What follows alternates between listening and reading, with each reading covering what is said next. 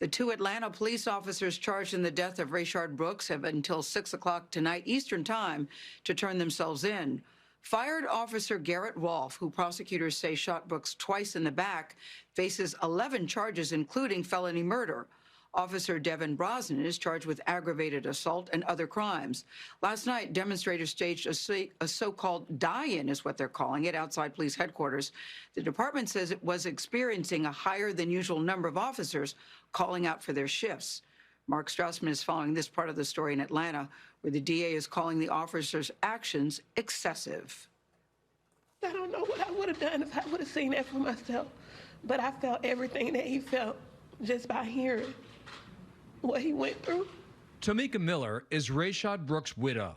She listened in as Paul Howard, the Fulton County District Attorney, explained something, why he's charging two Atlanta police officers. You certainly can't fire a gun, a handgun, at someone who is running away. Howard has a mountain of evidence, 8 videos of the shooting and 10 witnesses. Brooks, chased by Rolfe, fired a taser at him. Rolfe fired back with his gun 3 times.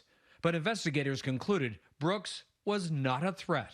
At the time that the shot was fired, the utterance made by Officer Rolfe was, "I got him." Howard also pointed out how the officers behaved right after the shooting. Officer Rolfe actually kicked Mr. Brooks while he laid on the ground, while he was there fighting for his life. The other officer, Officer Brosnan, actually stood on Mr. Brooks's shoulders while he was there struggling for his life. After that announcement, Howard walked up to protesters who had gathered outside his office. Why do murderers get the opportunity to turn themselves in? Howard explained. The man was not charged with anything. Correct. So he could go any place he wanted to. So what we wanted to make sure is that he was in custody. Before prosecutors announced the charges, Garrett Rolfe's attorney Lance LaRosso spoke to Atlanta's CBS affiliate WGCL. He defended Rolfe's actions by attacking Brooks. We are dealing with somebody who has violently assaulted 2 law enforcement officers, has manifested his intent to disarm a law enforcement officer, and proves to be a danger to anyone in the area. The attorney representing Brooks's family says charges are just the first step. Justice will take convictions. But Brooks's family, including 4 children, realize nothing will bring him back. Father's Day is coming up, and all I can do is just think about what if my husband was still here.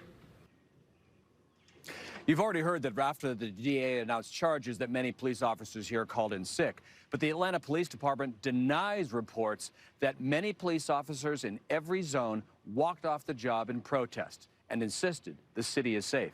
But Gail, no question, this department has a morale problem right now. Yeah, a lot of cities do with their police departments, but certainly it's very, very heavy in Atlanta. Thank you very much, Mark.